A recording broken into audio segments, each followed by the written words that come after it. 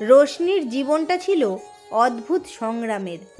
ছোট্ট একটা ভাঙাচোরা ঘরে বাঁশের বেড়া আর টিনের চালের নিচে তিনি থাকতেন তার একমাত্র ছেলে অর্ণবকে নিয়ে। স্বামী তাকে ছেড়ে চলে গিয়েছিল বহু বছর আগে।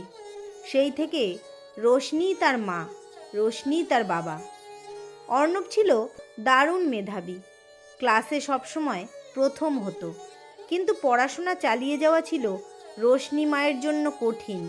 দিনে 3টে বাড়িতে বাসন মাজতেন, রাতে অন্যের সেলাইয়ের কাজ করতেন, হাতের তালুতে ফোসকা পড়ত, শরীর ভেঙে যেত। তবুও যখন অর্ণব বই নিয়ে বসত, রোশনি পাশে বসে চোখের জল লুকিয়ে ভাবত, আমার ছেলেটা মানুষ হবে, আমি যত কষ্ট পাই না কেন। একদিন অর্ণব স্কুল থেকে ফিরে বলল, মা, আমাদের স্কুল থেকে শিক্ষা সফরে নিয়ে যাবে। সবার বাবা মা টাকা দিয়েছে, আমারও খুব যেতে ইচ্ছে করছে। রোশনি থমকে গেলেন, তার চোখে জল জমল। জানতেন তিনি সেই টাকা দিতে পারবেন না। তিনি হেসে বললেন, বাবা, তোর তো স্বপ্ন অনেক বড়। এই শিক্ষা সফরের চেয়ে বড় সফর তোর জীবনে আছে। তুই পড়াশোনা কর, আমি তোকে সব দেব। কিন্তু রাতে তিনি ঘুমাতে পারলেন না। বুকের ভেতর কেমন কষ্ট হচ্ছিল।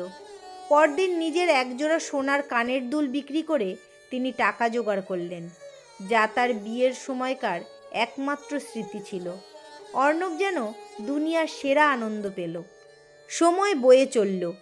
অর্ণব কলেজে ভর্তি হলো। খরচ বাড়তে লাগলো। রোশনি দিনে রাতে কাজ করতেন। কখনো নিজের জন্য নতুন শাড়ি কিনতেন না, কখনো নতুন চটি পর্যন্ত না। মানুষের ফেলে দেওয়া জামা মেরামত করে তিনি পরতেন, কিন্তু অর্ণবকে কখনো অভাব বুঝতে দিতেন না। বছর কয়েক পর অর্ণব ডাক্তার হলো। তার চাকরি হলো বড় হাসপাতালে। সেদিন রোশনি মায়ের চোখের জল আর থামছিল না। চারদিকে লোকজন হাততালি দিল। সবাই অর্ণবের কৃতিত্বের প্রশংসা করল। অর্ণব মায়ের হাত ধরে মঞ্চে বলল, আজ আমি যা হয়েছি সব আমার মায়ের জন্য। তিনি নিজের সুখ বিসর্জন দিয়েছেন, আমার প্রতিটি হাসির জন্য নিজের কষ্ট গোপন করেছেন। সবাই করতালি দিল, কিন্তু সেই করতালির ভিড়ে রোশনি শুধু মনে মনে বললেন, বাবা, আমার আর কোনো স্বপ্ন নেই, তুই আমার স্বপ্ন, তোর হাসি আমার জীবন।